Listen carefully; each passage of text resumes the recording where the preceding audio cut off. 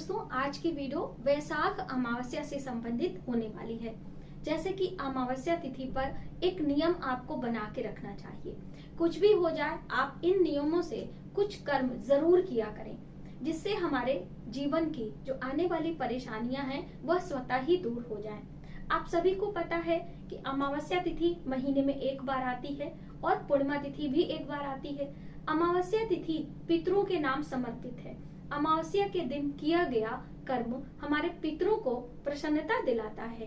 इसलिए अमावस्या पर आप एक नियम बना लें। कुछ नियम आपको हमेशा फॉलो करने हैं। आप, आपके परिवार के लोग, क्या क्या करना है, कैसे करना है, आगे एक एक सभी डिटेल में जानकारी हम आपके लिए लेकर आए हैं इस वीडियो में। दोस्तों, आप सभी के बहुत सारे सवाल आ रहे हैं। जो वैशाख अमावस्या है, क्या उस पे सूर्य ग्रहण लग रहा है कि नहीं? तो दोस्तों, सूर्य ग्रहण लग रहा है, लेकिन जो सूर्य ग्रहण है वो भारत में दिखाई नहीं देगा। इसलिए भारत में उसके सूतक पातक का मान्य नहीं करना होगा। इस पर एक सेपरेट वीडियो आने वाली है, जो कि रविवार को हम लाइव सेशन में बातचीत करेंगे। कहाँ कहाँ पर दिखाई देगा, सूतक पातक का मान्य यदि भारत में नहीं करना है तो क्या जो हमारी गर्भवती बहनें हैं वो बहुत ज्यादा भयभीत हो जाती हैं अपने गर्भ में पल रहे शिशु को लेकर। तो आपको डरने की जरूरत नहीं है। भारत में सूर्य ग्रहण दिखाई नहीं देगा, इसलिए उसके सूतक पातक का मान्य भी नहीं करना होगा, ना ही उसके कोई नियम लागू होंगे। जो हमारे मंदिरों के कपाट है वो भी बंद नहीं होंगे। पूजा अर्चना हम जैसे ही कर्मकांड विधि से करते थे वैसे ही करते रहेंगे। जो हमारी गर्भवती बहनें हैं, जो अपनी दैनिक दिनचर्या उनकी है, उसी तरह से आप दिन को बिता सकते हैं। हाँ, अमावस्या तिथि होने के कारण कुछ विशेष कर्म उस दिन आपको जरूर करने हैं। तो वो क्या क्या बातें हैं, एक एक करके हम जानते हैं। अक्सर हम आपको बताते हैं कि अमावस्या तिथि पर भोजन का दान करना चाहिए। भोजन का दान सबसे बड़ा दान होता है। लेकिन जो ये वैशाख अमावस्या होती है, इस पे अन्न की महत्वता तो होती ही है, लेकिन जल की भी महत्वता होती है। देखिए दोस्तों, जल ही जीवन है।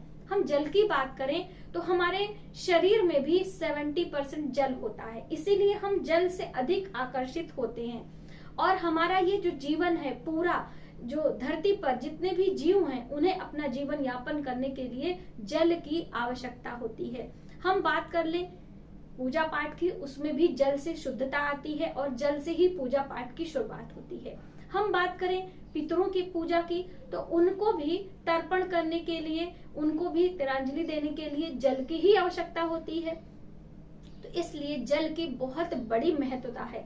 तो हमें जल सहेज कर रखना है, जल की बर्बादी नहीं करनी है, एक संकल्प लेना है। साथ ही जल का हमें दान करना है, क्योंकि देखिए अमावस्या तिथि वैशाख मास में बहुत गर्मी पड़ती है और इस गर्मी के कारण बहुत सारे जीव जल के अभाव से मृत्यु को प्राप्त होते हैं। तो आपको जीव जंतुओं के लिए, मनुष्यों के लिए जल का दान करना चाहिए। अब कैसे करना है जल का दान?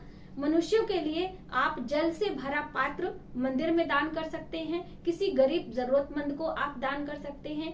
मीठे जल का दान, जिसे शरबत कहते हैं, उसका भी दान आप कर सकते हैं। इसीलिए आपने देखा होगा जो बैसाखी का पर्व आता है उस पे मीठे जल का दान किया जाता है।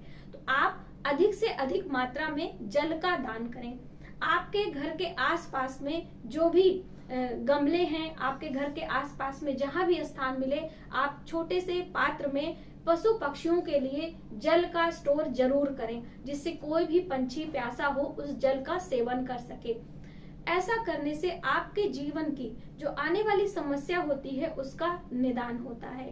दोस्तों, जल किसी भी रूप में हमें बर्बाद नहीं करना चाहिए। वैशाख मास में जल से स्नान की भी बहुत बड़ी महत्वता है। इसलिए यदि आपने अभी तक वैशाख मास में किसी पवित्र नदियों में स्नान नहीं किया है तो आप अमावस्या तिथि पर स्नान कर सकते हैं। उसके बाद वही जल का दान कर सकते हैं, पितरों के नाम तर्पण कर सकते हैं। जल से भरा पात्र आप किसी पंडित पुजारी को दे सकते हैं, मंदिर में रख सकते हैं। गौ माता को जल आप पिला सकते हैं। बहुत सारे रसीले फल होते हैं जिससे हमें पानी की कमी जो हमारी होती है उसकी पूर्ति करते हैं। तो आप ऐसे रसीलों फलों का दान कर सकते हैं। इसीलिए वैशाख मास में जो सतुआ संक्रांति के नाम से मनाया जाता है, उस दिन पंखा, घड़ा, जल से भरा जो पात्र होता है और सतुआ जो सत्तू होता है, जौ अथवा चने का जो सत्तू होता है, ये हमारे शरीर को ठंडक पहुंचाता है। तो इसलिए इस महीने में जितनी भी चीजें हमारे शरीर को ठंडा पहुंचाती हैं उन सभी का दान करना चाहिए और खुद भी सेवन करना चाहिए। तो आप अन्न का दान तो करें ही, वस्त्र का दान करें। वर्षा से बचने के लिए हम छाते का दान करते हैं, लेकिन धूप से बचने के लिए भी छाते का दान किया जाता है। अमावस्या तिथि पर आप किसी सार्वजनिक स्थान पर पेड़ पौधे लगा सकते हैं जो घने वृक्ष होते हैं, लंबी आयु वाले वृक्ष होते हैं, जिनकी छाया के नीचे कोई भी पथिक, कोई भी यात्री, कोई भी जीव जंतु ठंडक ले सके, उसकी छाया में विश्राम कर सके। पहले जो रास्ते होते थे वो पगडंडियों से भरे होते थे और जो हमारे यात्री पथिक होते थे वो कुछ देर वृक्षों के नीचे विश्राम किया करते थे। इसलिए रास्ते में वृक्ष लगाने की बहुत बड़ी महत्वता है। तो जो लंबी आयु वाले वृक्ष होते हैं, कौन कौन से होते हैं? पीपल का वृक्ष लंबी आयु का होता है और वैशाख मास में पीपल के वृक्ष की पूजा भी बताई गई है। तो आप पीपल के वृक्ष में जल दें, परिक्रमा करें, भगवान विष्णु के मंत्रों का जप करें। इन सब कर्मों से हमारे जीवन में संपन्नता आती है, माता लक्ष्मी की कृपा बनी रहती है। तो आपको कुछ ना कुछ सत्कर्म वैशाख महीने में करना चाहिए। अब पीपल के वृक्ष में जल दे दीजिए, आप बरगद के वृक्ष लगा दीजिए, आप बेल के वृक्ष लगा सकते हैं।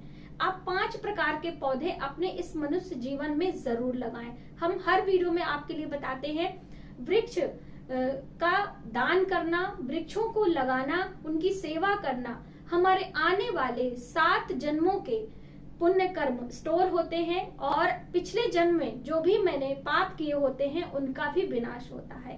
तो आप इसलिए अपने मनुष्य जीवन में 5 पौधे अवश्य लगाएं। 5 पौधों में कौन कौन से हैं? जैसे कि मैंने आपको बताया, पहला पीपल, दूसरा बरगद का, तीसरा बेल का वृक्ष जो कि भगवान शिव को बिलपत्र हम चढ़ाते हैं, चौथा आंवले का वृक्ष। आंवले का वृक्ष किसी को दान नहीं करना चाहिए क्योंकि माँ लक्ष्मी का स्वरूप होता है, लेकिन आप किसी मंदिर के प्रांगण में, पार्क में लगा सकते हैं।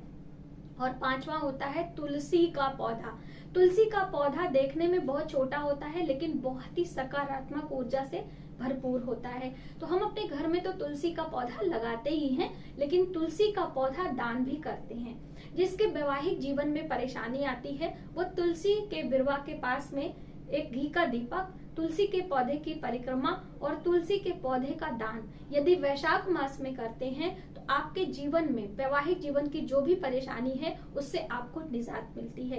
दोस्तों, धन संबंधी परेशानी, संतान संबंधी परेशानी, वैवाहिक जीवन की परेशानी, हमारी जितनी भी परेशानियां होती हैं, आप यदि अपने जीवन में इन नियमों को अपनाते हैं तो आपके जीवन की वैवाहिक परेशानी, संतान संबंधी परेशानी, आपके धन की परेशानी, सभी परेशानियों को दूर करते हैं ये सारे नियम।